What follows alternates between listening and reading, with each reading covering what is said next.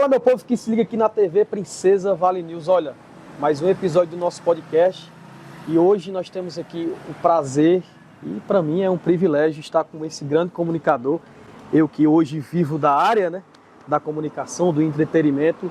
É um grande prazer te ter aqui. Não tenho nem dúvida que não há ninguém que agora esteja vendo essas imagens e não te reconheça, né? Rosali Daniel. Tá feliz? Como é que tá? Tem que estar. Tem que estar, né?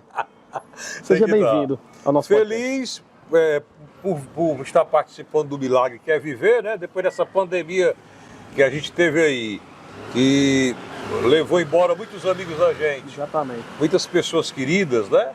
Então, pra gente, todo dia que renasce é uma alegria. Não, e é engraçado, eu pergunto sempre isso para as pessoas e as pessoas meio que se assustam com essa pergunta. Feliz, como assim? Mas você citou bem, a gente passou pela pandemia e muita gente ainda carrega tristeza por perder familiares, amigos, né? Sequelas, e eu acho que esse mal do século que é a ansiedade, a depressão, atingiu muita gente. E é sempre bom a gente estar procurando, de alguma forma, estar bem, feliz e transmitir isso, né? Que é o seu caso, acredito eu, né? O seu diferencial é porque você, com a sua simplicidade, consegue colocar sentimento e palavras que um repórter oficial, né, profissional de muito tempo, não conseguiria. Como, por exemplo, a sua primeira pergunta, você está feliz? Né? Porque realmente todo mundo hoje anda em busca da felicidade. Sim. Né? Achando que a felicidade é por conta de alguma coisa ou por conta de alguém. E não, a felicidade é questão de você sentir, né? É paz espiritual e é uma condição, né, do ser humano se sentir feliz. Então, a sua primeira pergunta foi muito boa, começamos bem. Estou feliz e alegre todo dia por participar do Milagre que é Viver, né? Estou feliz e estou muito satisfeito em encontrar você aqui. Quero agradecer a TV Vale News, que iniciou essa série de bate-papo, de podcast. Seria um bate-papo Vale News, o podcast Vale News. Enfim, o que importa é o conteúdo, é o que a gente vai falar, é o que a galera tem falado quando vem aqui. E eu sinto-me feliz, alegre, satisfeito de ter sido convidado pelo amigo Gilvanilson Costa Barros e por estar falando com você, cara. Sim. Eu que lhe acompanho também pelas redes sociais. O nosso podcast é falar sobre histórias de pessoas. Você é um bom contador de histórias, né? Um bom narrador de histórias e de fatos, né?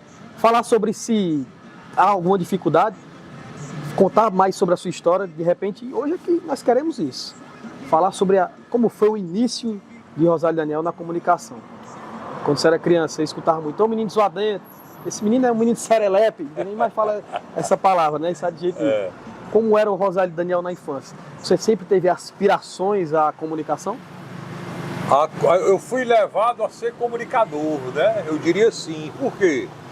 Porque minha mãe, muito católica, gostava de me levar muito para a igreja para assistir às missas, às celebrações, tá?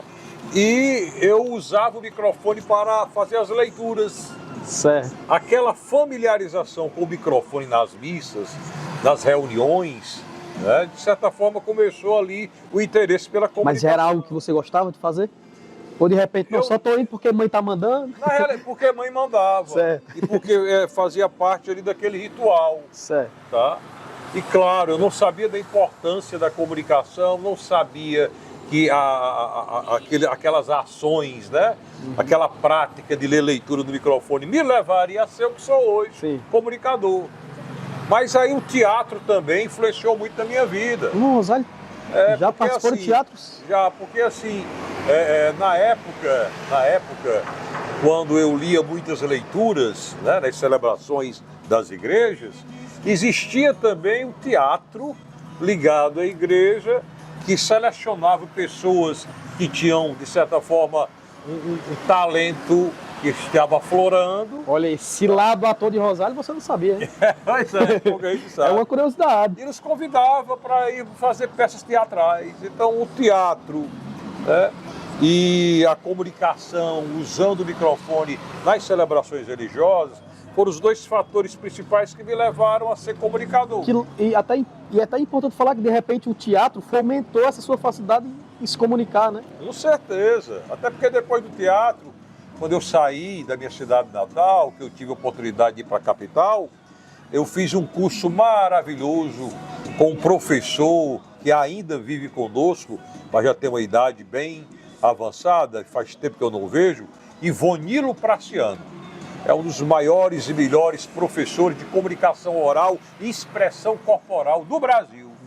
E eu tive o privilégio de ser aluno do Ivonilo Praciano, quando cheguei em Fortaleza. Não é pouca coisa não, viu? Participei de algumas peças do Teatro Bachico Anísio. Então, assim, o Ivonilo Praciano, de certa forma, me moldou para a comunicação corporal, né? E a comunicação oral já vem desde aquela época que eu trabalhava com o microfone das celebrações Nesse religiosas. período tu viveu o sonho de ser ator? De repente uma Globo, sei lá? Não, nunca imaginei. Aquela época era uma coisa tão remota, tão difícil. Uhum. Hoje, isso que a gente está fazendo aqui, jamais nós imaginávamos. De repente naquela época só existia mesmo nas grandes capitais, Rio, São Paulo, né? Aquilo ali era coisa para muita distância do mundo da gente. Tanto que quando chegou a primeira televisão na minha rua, eu meninote ainda, eu me lembro que era uma expectativa muito grande das pessoas para chegar à noite para assistir o jornal, a novela. Muita gente se juntava numa casa só, né? De uma casa só para poder ver. Então jamais você podia imaginar que estaria numa tela de um celular, sim, de um computador, de um televisor, como nós estamos agora. Uhum. Quem diria que nós estivéssemos aqui um entrevistando o outro, isso, batendo papo para sair numa televisão. Quer queira ou quer não, aqui é uma TV, né? É uma TV web, é de conteúdo para as redes sociais, mas é uma TV. Então, naquela época, não me passava na cabeça ser ator. Tá? Até porque, repito, quando a gente não tem muita experiência de vida, uhum, a gente não sabe a importância do que a gente faz. Sim. A gente faz por brincadeira, a gente faz às vezes por questão de incentivo dos amigos, tá? Eu, por exemplo, na época, e era muito difícil também fotografia, hoje não. Hoje com o celular você tira uma selfie. Sim. Antigamente não tinha celular. Então eu não tenho o registro da minha visita a Raquel de Queiroz. Era uma semana para revelar. E aí eu não tinha a noção da importância do que eu estava fazendo. Entendi. Eu participei do Festival de Humor do Teatro Chico Anísio, Festival Norte e Nordeste de Humor do Teatro Chico Anísio. Eu fiz shows. Opa! De humor. Opa, chegou o cafezinho para nós. Rapaz, tudo bom? Queria agradecer a parceria, né? Que a gente tem aí, o nosso podcast BR Mania, entendeu? Do Posto Imperial, aqui no centro de Limoeiro do Norte, ao lado da igreja. Hoje a propaganda está sendo feita por ele, não é outra coisa não. Você baixa só um pouquinho lá, por favor. Obrigado. Valeu, irmão, obrigado. Café é bom. Então, assim, antigamente você não tinha noção da importância do que você estava fazendo. Até mesmo você tirar um retrato, uma fotografia, era muito difícil. Boa noite. Hoje nós temos o selfie. Tudo bem? Hoje nós temos a selfie, que é importante. E como você citou, coisa que a gente nunca imaginaria que um pequeno aparelho desse, de centímetros, tirarem uma foto nossa de repente para revelar. Pois é, eu não tinha a importância, não tive até recentemente a importância de estar tomando café com Raquel de Queiroz, né? A grande escritora imortal. Eu tive esse privilégio de ir até o sítio onde ela morava, de estar um dia com ela, tomando café com ela, conversando com ela. Mas naquela época não tinha. Cara, você não tinha, era em Quixadá. Que interessante, né? Porque e Raquel de Queiroz era de Quixadá. Talvez, de repente, essa nova geração não conheça, né? Mas olha a importância desse acontecimento que você está falando. Você tomou um cafezinho com uma das nossas maiores escritoras, né?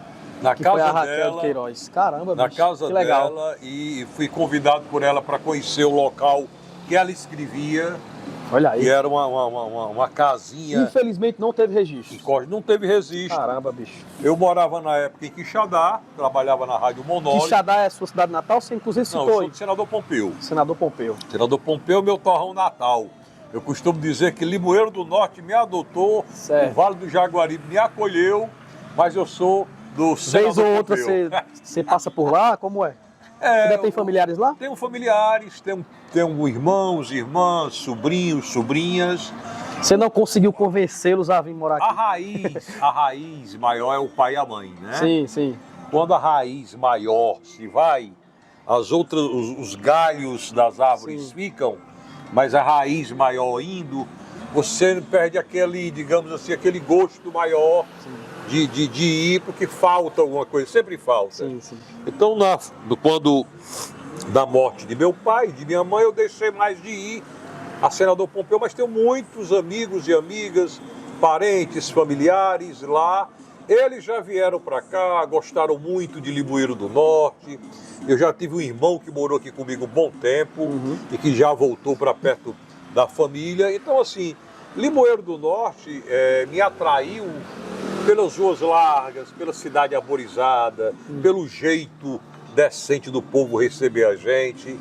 Eles, meus familiares que vieram aqui, também sentiram isso. Mas cada um tem sua vida, cada um tem suas responsabilidades, né? O certo é que quando eu saí de lá, de Senador Pompeu, depois... Muito jovem? 18 anos. Ih, o moleque. 18 anos, um menino. Meninão. Você ainda é um meninão, um garoto. Um rapazinho. Depois de familiarizar com o microfone, de começar a fazer teatro, aí chegou a rádio da cidade, a primeira rádio. A Rádio Sertão Central. Foi onde o rádio entrou na sua vida. Aí entrou na minha vida e eu entrei na vida do rádio. Porque houve um concurso, sabe, para saber quem seria o locutor escolhido. E aí eu fui fazer. E aí, claro, injustiça para os outros, né? Porque eu já lia mensagens, leituras na missa, nas celebrações. Sim. Já fazia teatro. Já vinha com a bagagem. Já aí. vinha com uma certa bagagem, claro, não deu outra. Então eu fui o vencedor do concurso, fiquei na rádio Sertão Central, a primeira rádio de Senador Pompeu, bastante tempo. Existe até hoje? Hein? Existe até hoje? Existe, a Rádio Sertão Central, onde tudo começou, para quem eu quero mandar um abraço. Tá? Foi o meu berço, né? Onde começou, tá certo, a minha comunicação para o rádio. Sim. E de lá eu fui convidado para inaugurar a Rádio Campo Maior de Quixeramobim, que hoje é o sistema maior de comunicação. Certo. Então aí fui para Quixadá, foi onde eu trabalhei na Monólitos, foi onde eu tive o privilégio de conhecer um grande jornalista chamado Jonas Souza, que era da TV Diário, da Verdes Mares. O Jonas, gente boa, um cara decente por demais, e ele é que tinha amizade com a Raquel de Queiroz. E um dia ele me convidou para ir até a casa de Dona Raquel, como ele chamava, lá no distrito chamado Daniel de Queiroz, para lá de Quixadá. E aí eu fui... Bem interiorzinho assim, né? Bem interior.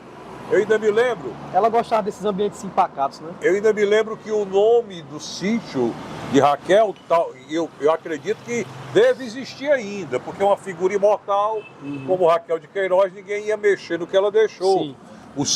O nome do sítio é Não Me Deixes. E aí lá no sítio de Dona Raquel de Queiroz, nós tivemos esse privilégio de conversar, bater um papo com ela, aí pronto. E aí a gente foi para Fortaleza, foi onde a gente teve esse privilégio de conhecer Ivonilo Praciano, de trabalhar em rádios, conhecer grandes radialistas, jornalistas, cantores, compositores, enfim. Eu tive uma escola prática muito boa e o que me trouxe até aqui. Depois de 40 anos de comunicação, me sinto privilegiado por ter convivido com muita gente boa. Ponto importante. Você entrou no rádio com bagagem do teatro e de leitura e interpretação de texto, mas tem alguns macetes da rádio que você não tinha. Então foi meio que na marra também algumas coisas. Foi. Né? Porque de repente, hoje eu ainda acredito que funciona assim, né? Você é o locutor, mas também é o operador, né? Como foi tudo isso? Foi na marra que a gente aprendeu, tá? Porque antes tudo era muito mais difícil. Hoje você não tem um disco de vinil. Hoje tu vai no YouTube. Como operar um programa. Baixa música, né? Tem equipamentos e aplicativos que você basta falar qual é a música que você quer. Não é uma Alexia da vida, mas parece. Né? Toca isso e toca. Você jeito. Pode programar, tem um computador para isso. Antigamente não tinha computador. Eu sou da época da fita cassete. Ih, rapaz. Você tinha que rebombinar com a caneta. Você demais. Procurar no gravador até chegar a música que queria para botar no ponto. Olha a trabalheira que era. Eu sou da época do disco de vinil. que você tinha que procurar botar a Agulha no canto bem certo. certinho na faixa para poder tocar e tocar bem. Quando dava dor de barriga para ir ao banheiro, você pegava ali a triste partida do Luiz Gonzaga e botava para tocar. Era a época que você ia ao banheiro e ficava à vontade. Então eu sou meia dessa hora. época. Eu sou da época que eu comecei a trabalhar fazendo programa de 4 horas da manhã. Então eu acordava ali 3 horas da manhã, com muita preguiça, com muito sono. O despertador era o galo mesmo. Era o galo mesmo, e quando o telefone tocava, era uma alegria. Domingo, 5 horas da manhã, o telefone tocava, um ouvinte. Olha aí. Quando você atendia a mamãe, meu filho já merendou. Era a única ouvinte Ora. que você podia ter. Às 5 da manhã no domingo, rapaz, não dá. 5 horas da manhã era sua mãe. Porque mãe é mãe. Mãe é mãe. Mãe Isso é mãe. aconteceu Não tem jeito. mesmo. Então, assim, são pequenos detalhes que fazem a grande diferença. São pequenos detalhes que fazem a gente parecer hoje, não somente parecer, mas ser, tá certo, uma pessoa muito feliz e grata pela vida, em todos os sentidos. E foi muito boa a sua primeira pergunta que nos levou a tudo isso.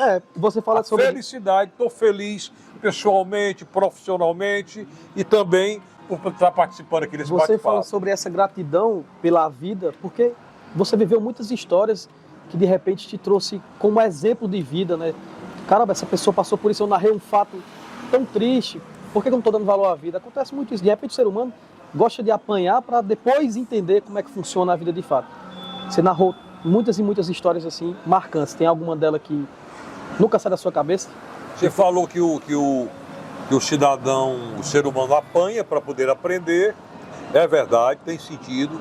Eu estava lendo há poucos dias atrás um artigo que dizia no artigo que os cientistas eles estão desconfiando que a maioridade do ser humano, a fase adulta do ser humano, não vi algo parecido. não começa aos 18, aos 20, mas sim aos 30 anos Aos de 30 idade. anos de idade, vi algo parecido. Então, você realmente vê E muita hoje gente, então. até os 30 anos de idade, fazendo besteira, batendo a cabeça, depois dos 30 que vai se situando mais. Eu tô nesse grupo aí.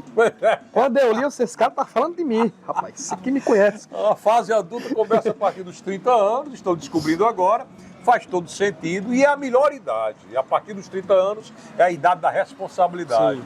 Você vai vendo coisas que fez no passado. Você acha que é faria crucial mais. essa fase, Rosário, da gente apanhar mesmo, da gente errar mesmo para aprender? Porque de repente, só teoria, muita teoria, a pessoa não põe em prática.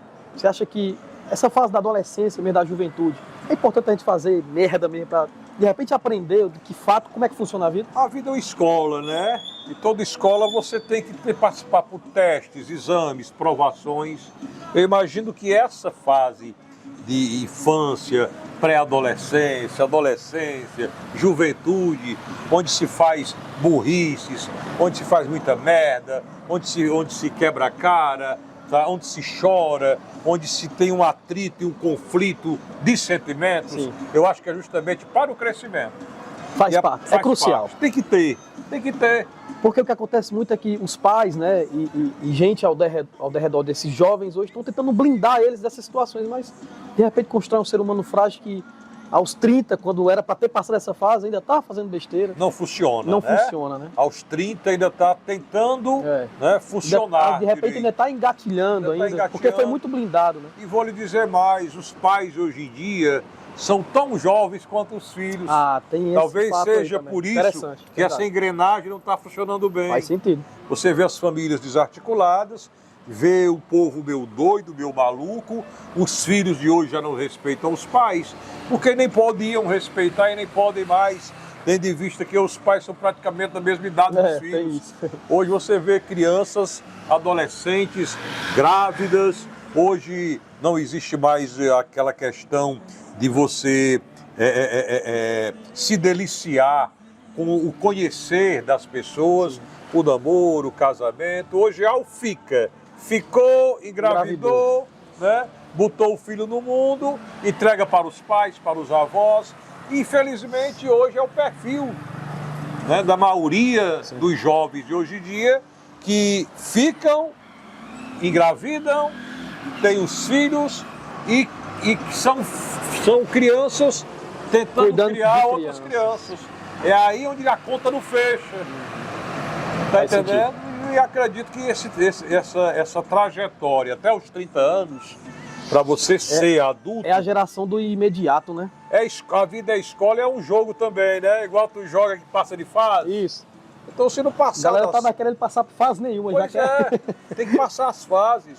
Você tem que pelejar, tem que sofrer em tudo na vida, tem um preço, em tudo na vida você tem fases para passar. Sim. E se você não experimentar, não se deliciar, não viver essas fases, você vai ter sérios problemas emocionais lá na frente. É o que a galera tá tendo hoje em dia, né? Verdade. A gente tava falando sobre, voltando pro rádio, né?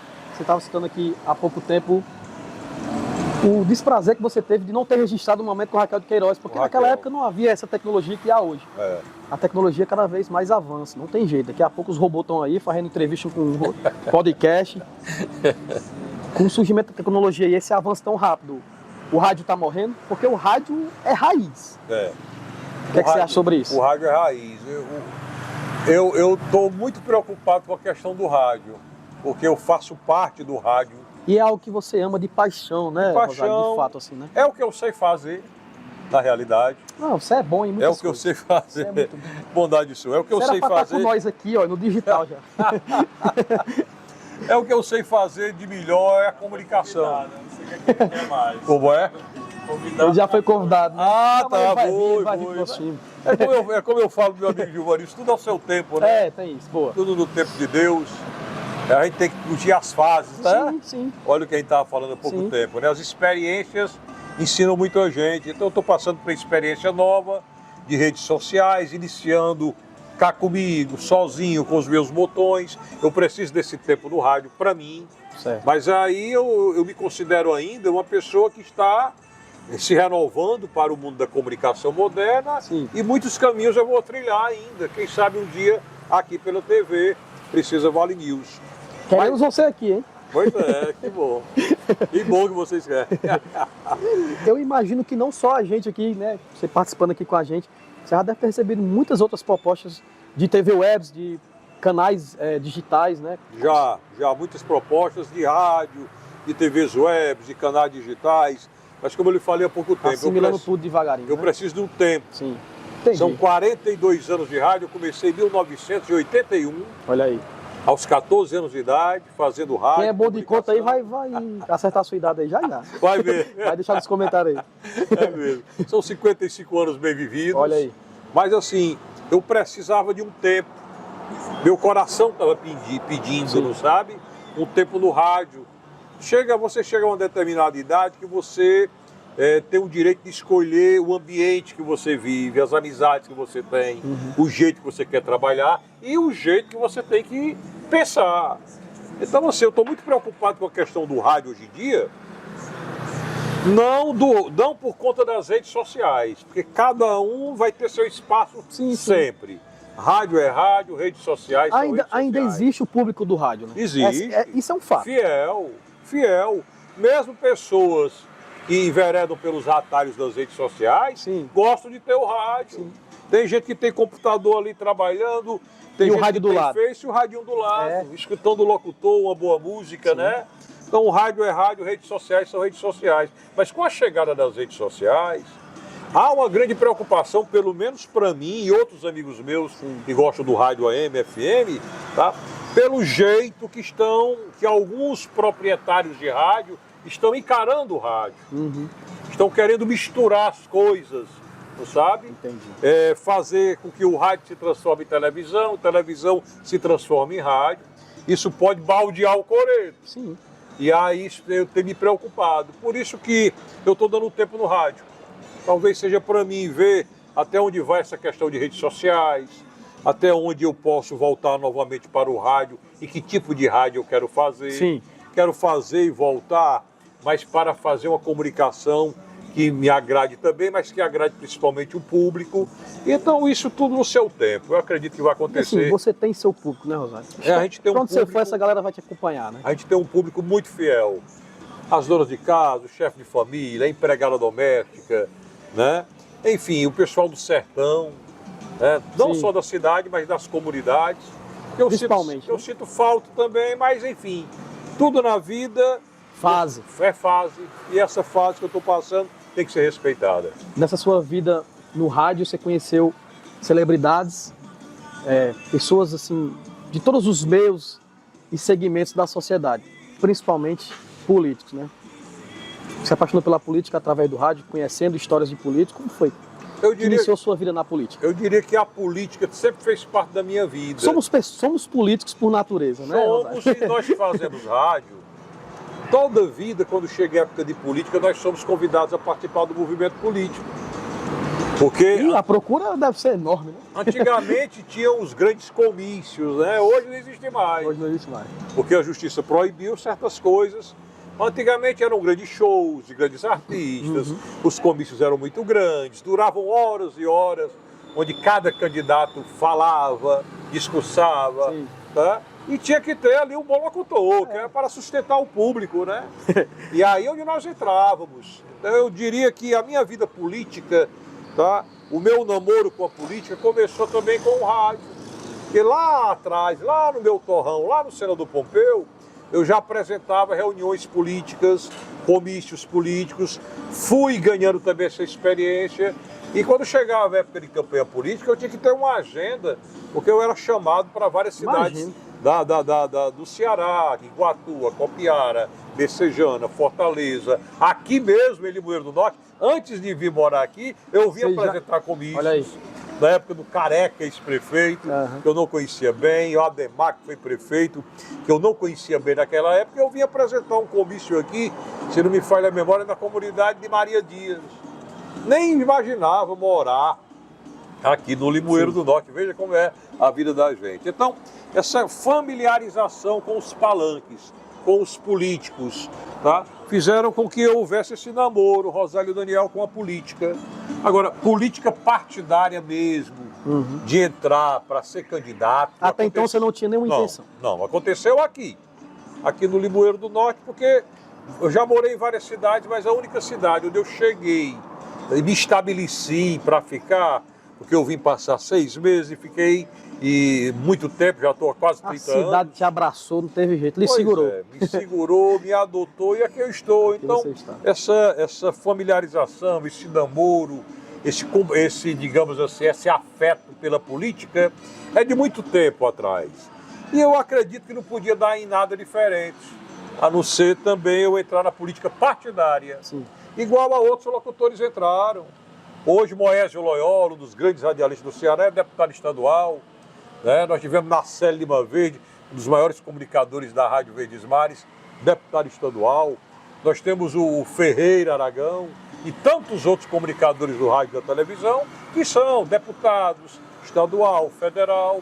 Então, eu acredito que eles tenham começado também como eu comecei, apresentando comício, né? Tendo aquela familiarização com os políticos da época. Você teve aspiração pela política. O primeiro cargo que você escolheu para concorrer foi a prefeito? Se não me engano, foi a prefeito. Vice-prefeito. A vice-prefeito, né? Fui candidato a vice-prefeito e aí nós perdemos por 1.400 votos na época, no universo de 40 mil votos. Sim. Nós perdemos por 1.400 votos. Né, cara? Quando eu digo nós perdemos, eu me refiro ao Paulo Duarte, que era candidato a prefeito, e ele me chamou para ser candidato a vice. O Paulo Duarte, que também foi locutor de rádio. Sim, né? Bem lembrado. E aí, no caso, o Paulo Duarte, ele me convidou pela audiência que eu tinha e, de certa forma, pelo jeito, pelo trato com as pessoas. Um político conhece outro. Entendeu? E aí o Paulo me convidou. A primeira vez eu fiquei... Ficou assustado? Assustado, porque nunca havia me aparecido convite dessa natureza. Certo. Ó o Nelson. Mas assim, o Nelson tá bom, Pereira. Olha aí. Tudo bom, meu amigo? Olha ali, grande Nelson. Faz um registro aí do Nelson. Não, de maneira alguma. É aqui? Aqui é assim mesmo. Enriqueceu a matéria. É o bate-papo. Tá bom? Um abraço, hein? Ó, queremos você aqui, hein? Tudo de bom. Olha aí, falando de jornalismo, olha isso. De comunicação isso aí decente. É uma outra grande figura, né? Nelson Faene é um dos maiores jornalistas que existe no Brasil. Sim. É um patrimônio vivo que o Ceará tem. É daqui grande de nós, escritor também, mora diga-se aqui, de passagem, né? Escritor, passou aqui, Sim. esse grande jornalista, foi o primeiro do interior do estado do Ceará a ser repórter da Globo, Verdade. por conta da cheia do Oroz. O Oroz, né, que rachou, arrombou, como se diz no popular, Sim. naquela época, na década de 60, e Nelson Faeina, dentro das canoas, filmava, fotografava e fazia a transmissão, tá, para a TV Verdes Mares. E ele ficou famoso no Brasil inteiro. Limoeiro do Norte ficou debaixo d'água totalmente. Totalmente, cara. Né? Então, o Nelson Faeina é um patrimônio da história da comunicação do estado do Ceará. É de Limoeiro do Norte, mora aqui pertinho, passou aqui, falou com a gente. Na hora que a gente estava falando Sim. de comunicação, do jornalismo, Sobre a sua candidatura a vice. de figuras do jornalismo e da comunicação e fazer parte da política hoje em dia. Porque tem tudo muito a ver, sabe? Tem gente que diz, rapaz, vai cuidar da tua vida, não tem nada a ver, mas tem muito a ver. Muito a ver. Também Comunicação e política tem muito a ver. Concordo. Porque nós que somos comunicadores, nós temos a missão de anunciar, mas também de denunciar. Sim, sim. Né? E se a gente quer ir mais E além, nisso tudo, ajudar. ajudar. E se você quer ir muito mais além, não há nada que lhe impeça de você ir. Então, quando o comunicador que nasceu para anunciar, né, que tem a missão de denunciar, quer ir mais além do que anunciar e denunciar, ele pode se candidatar. Com certeza. E pode dar certo um dia. Então eu fui candidato a vice. E aí Paulo Duarte e eu perdemos por 1.400 votos, no universo de 40 mil votos. O que foi uma pouca diferença, né? O Paulo Duarte entrou na justiça, ganhamos, primeiramente, assumimos, eu fui empossado, e o Paulo Duarte também, diplomado pela justiça e possado pela Câmara Municipal, porém ficamos pouco tempo na prefeitura, porque era a época da liminar. Lembra das famosas liminares? Sim. E o nosso concorrente era o nosso querido João Dilmar da Silva, que é o pai da prefeita interina, minha amiga Dilmar. Dilmar, queremos você aqui, hein? Pois é, Dilmar é um papo bom. Dilmar tem muita história para contar. Muita. E aí o Dilmar também entrou na justiça pedindo o direito dele de ser diplomado e empossado. O que aconteceu? Então nós saímos e o Dilmar entrou. Então nessa época eu fui candidato a vice-prefeito na chapa do Paulo Duarte, chegando a assumir, por pouco espaço de tempo, mas chegando a assumir, o que é um fato que deve ser registrado. Sim, com certeza. Aí depois fui candidato a prefeito e na última eleição para deputado. Dessa sua primeira tentativa, aliás, você registrou aqui pra gente que vocês assumiram ainda por pouco tempo. Você teve aspirações, quero tentar a prefeito agora. Tive, de repente, um bom resultado, sou um cara influente, tenho chance. Foi isso que você pensou quando você tentou ser prefeito de Limoeiro do Norte? Tem determinados projetos que quando você começa, mesmo que o projeto não ande totalmente, mesmo que seja preciso você dar uma pausa, mas você só fica sossegado quando vê o projeto concretizado. Né? De repente você deve ter pensado, faltou alguns ajustes para a gente ter chegado lá. Sempre a gente pensa. Tem, né? Sempre a gente pensa. Né? Porque quando você tem um projeto que você inicia e que dá uma pausa, mas se você não concretiza, é como se faltasse uma peça do jogo da tua vida. Sim. Então eu comecei esse projeto, fui convidado para começar esse projeto, foi dada uma pausa, mas a pausa de um projeto não significa dizer que ele não deu certo e que ele não vai dar certo. Pausa, é um tempo, é um time. E aí a própria vida te mostra, te dá o estalo de quando você tem que continuar. E foi isso que aconteceu. Sim. Nada de ganância, de ambição, de projeto de poder, não. Você só sentiu que era o momento. Só senti necessidade de continuar com um projeto que tinha dado pausa. Sim. E que, na minha visão, deu certo. Sim. Deu certo, porque quando eu fui candidato a prefeito, eu tirei o 3º lugar no meio de 8 candidaturas fortes. Sim. Então eu tirei mais de 10% da votação de Limoeiro do Norte. Eu perdi apenas... um número bem expressivo. Eu perdi apenas para o prefeito, Zé Maria Lucena, que foi eleito, para a doutora Mazé, que estava muito bem acompanhada, com lideranças fortes. Sim. E eu sozinho, entre aspas, sem nenhum vereador do meu lado, deputado, sem nenhuma liderança forte do município, apenas alguns amigos e algumas amigas influentes, sim, mas sem ocupar nenhum cargo. Eu cheguei a tirar quase 4 mil votos no terceiro lugar. Eu ganhei do PT, ganhei do PL, ganhei do MDB. Então, assim, eu me vi na condição de uma pequena liderança, mas ainda uma liderança, mesmo que pequena. Sim. Tá? Até porque eu consegui a votação de muita gente que não era amarrada a ninguém. Um público eleitor diferenciado, que estava aguardando algo novo, que tem uma esperança no fundo do coração de algo melhor. Sim. Tá? O que aconteceu também para deputado estadual, o melhor desempenho para deputado estadual em Limoeiro do Norte foi do Rosálio Daniel.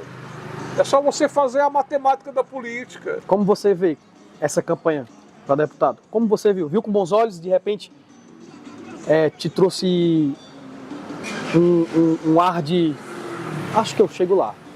Dá para sonhar, de repente você olhando para trás, como foi essa sua candidatura? A minha candidatura para deputado estadual foi uma maneira de continuar vivo na política. Foi uma maneira de oxigenar o processo e o projeto que eu comecei lá atrás. Tá? Então, assim, o projeto existe. O projeto existe. O projeto que começou, inclusive com o incentivo do meu amigo Paulo Duarte, que hoje não é mais candidato, né? Esteve adoentado, mas que já está bem, graças a Deus. Ele me impulsionou, tá? e me fez iniciar um projeto que eu tenho todo o direito e até de certa forma a obrigação de dar continuidade até ver onde vai. Até porque eu não estou fazendo mal a ninguém. Tá nada. Né? Não estou fazendo mal a ninguém. A sua intenção é fazer. E a minha intenção é fazer mais ainda do que eu já faço. Se o Rosálio Daniel, que foi candidato a prefeito, tivesse entrado para a prefeitura, tivesse assumido a gestão de Limoeiro do Norte, o que você acha que hoje as pessoas, os moradores de Limoeiro do Norte, estariam falando sobre a sua gestão? Diferente demais. Pensa no prefeito bom. Olha o tempo que nós perdemos. Rosálio Daniel querendo ser prefeito e a gente não o elegia, pensando que não faria o certo. Porque em política, como tudo na vida, você tem que ter, se não experiência, um pouco de noção do que fará. Sim. Olha o que é que a gente estava falando no início do nosso bate-papo aqui, da questão da fase adulta. Que o cara quando é novo, a mocinha quando é nova faz muita besteira, porque a vida são fases, depois dos 30 anos é que você tem uma noção mais ou menos do que a vida é para você. Sim. Do mesmo jeito, prefeito não pode ser um cara novo demais, com apenas sonhos a realizar, porque ele vai mexer com o concreto e com o humano. Tem que ter ideias pragmáticas que realmente funcionam, né, Rosálio? Então tem que estar numa fase de vida boa, de uma certa experiência e bagagem, para poder ter algo de concreto a realizar. Certo. Se eu tivesse sido eleito, respondendo a pergunta que você perguntou, que você fez, repetindo, hoje o povo estaria muito satisfeito igual a mim. Porque com certeza os projetos que eu tenho são projetos diferenciados e que vão fazer toda a diferença para Limoeiro do Norte, e qualquer candidato que pegar os projetos da minha cabeça que eu tenho, farão da sua cidade uma cidade diferenciada. Rosálio, assim, eu não tenho nem dúvida que você deve ser muito assediado ao cargo de vereador. Não é algo que você cogita, não, de repente? É porque vereador precisa ser melhor tratado. Eu não quero ser maltratado. Eu vou responder a sua pergunta com outra pergunta. O que é que o vereador faz? A minha questão é poder fazer mais do que eu já faço pela população. Sim. E só quem faz mais é quem tem a caneta na mão. É o prefeito. Até mesmo o vice-prefeito, ele pode fazer mais do que um vereador se ele tiver uma secretaria, um equipamento para poder manusear. Mas o vereador hoje, ele sobe na tribuna da Câmara Municipal, com todo respeito aos meus amigos vereadores, ou ele só vive falando bem do prefeito para sustentar os empregos que tem, familiares, amigos, parentes, e todo mundo sabe disso escancaradamente. Sim. Ou então ele sobe a tribuna para falar... eleitor, ele sabe disso, né? Ou então ele sobe na tribuna para falar mal do prefeito, porque é contra o prefeito que está aí. Então, assim, ou faz uma coisa ou faz outra, tá? E o vereador, a missão dele é fiscalizar, é fazer as leis, tá? Quem faz é o executivo, é o prefeito, o vereador, coitado. Daqui que consiga uma praça, um calçamento, não é força de vontade. Sim. Não é porque não quer fazer, é porque ele não pode fazer.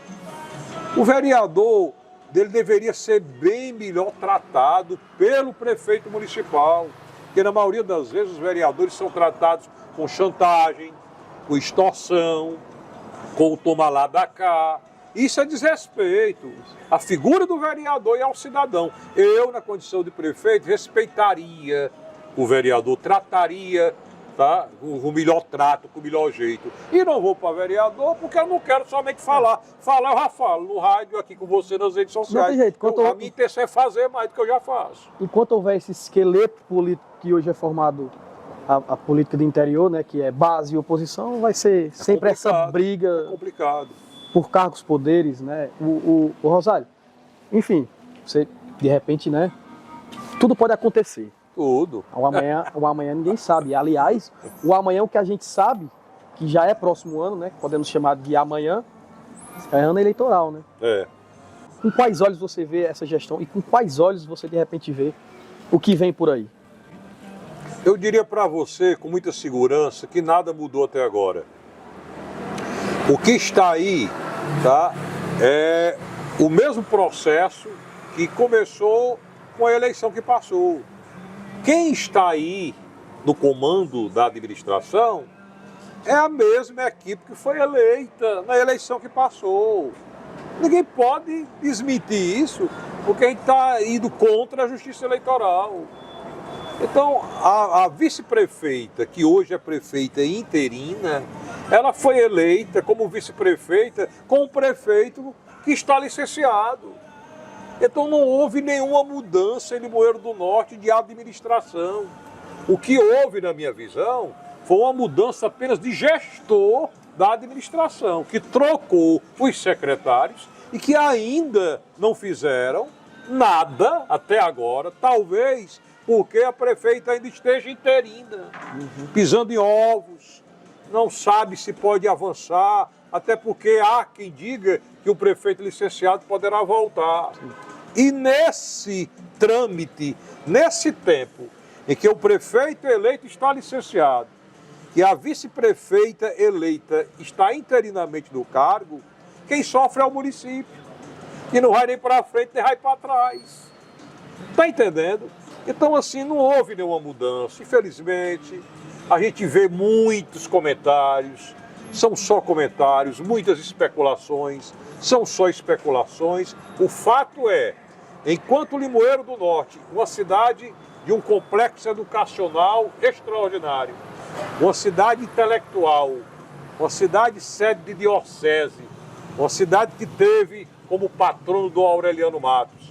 Enquanto você vê Limoeiro do Norte de uma riqueza cultural, né, exorbitante para o mundo inteiro, enquanto você vê Limoeiro do Norte e tem uma riqueza artesanal, natural, tá, que poderia destrancar a maior indústria que nós temos, que é da cultura e do turismo, né, enquanto Limoeiro do Norte, que tem tudo isso, todas as ferramentas, mecanismos para avançar, enquanto Limoeiro do Norte tem tudo isso e não avança por conta desse jogo político, as outras cidades em torno de nós estão avançando. Sim. Essa é a minha visão. E aí você precisa destravar essa situação. E só quem tem a chave para isso é a população. E a chave chama-se voto. É tirar quem está aí, quem já teve a oportunidade de fazer. Porque quem já teve a oportunidade de fazer, já teve a oportunidade de fazer o que sabia ou o que podia. E tem muita gente que quer fazer e nunca teve a oportunidade. Então, depende muito da população, o destrave, o desbloqueio, tá, do travamento que está hoje em Limoeiro do Norte. A minha visão é essa. Não teve nenhuma mudança, a administração é a mesma. Apenas mudou o gestor, o gerente administrativo, que no caso hoje é a vice-prefeita que está interina como prefeita. Bem, então é isso. Eu queria agradecer e a gente deixa aí aberto para as suas considerações finais aí. Não me vejam apenas como, digamos assim, um político qualquer. Não me vejam apenas como um comunicador qualquer. me vejam como um agente da comunicação e um agente de fazer o bem para a população. Acima de tudo, um ser humano. Acima de tudo, um ser humano. E eu tenho certeza absoluta que essas minhas colocações, em nenhum momento eu incomodei ninguém, e nem me atritei com ninguém, porque a minha intenção não é essa, não é de falar de ninguém nem das pessoas. O incomodar é democrático. A minha intenção é de falar da situação em si, para que as pessoas possam se alertar, né, acordar. E aí, enfim, é a minha visão, é a minha filosofia. Tá? Vou continuar no mundo da comunicação, agora pelas redes sociais, vou avançar, pretendo voltar para o rádio, mas só lá na frente. Sim. Estou aí com um projeto de reativar meu escritório de atendimento ao público, meu estúdio de gravação, e vou deixar a vida seguir. Tá?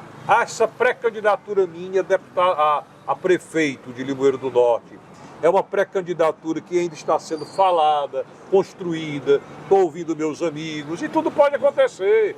Eu posso ser candidato a prefeito, como também não. Posso nunca desistir, mas posso dar mais uma pausa no projeto e apoiar alguém sem problema nenhum, porque eu não tenho ambição de chegar ao poder. Eu tenho vontade de ter poder para mudar o que está aí. Agradecer a você, Jarlisson. Eu acompanho você nas suas redes sociais. Você é muito interessante, muito brincalhão. Lembra os meus bons tempos quando eu fazia show de humor. E o caminho é esse. Você tem que fazer o que você gosta e o que alegra o seu coração. A partir do momento que você não está fazendo mal a ninguém, tem que fazer o que lhe faz bem. A gente volta lá para a primeira pergunta. A gente tem que fazer o que nos deixa feliz, né, Osário? O que nos deixa feliz. Vamos encerrar o nosso bate-papo falando do assunto que a gente começou. Felicidade. Felicidade.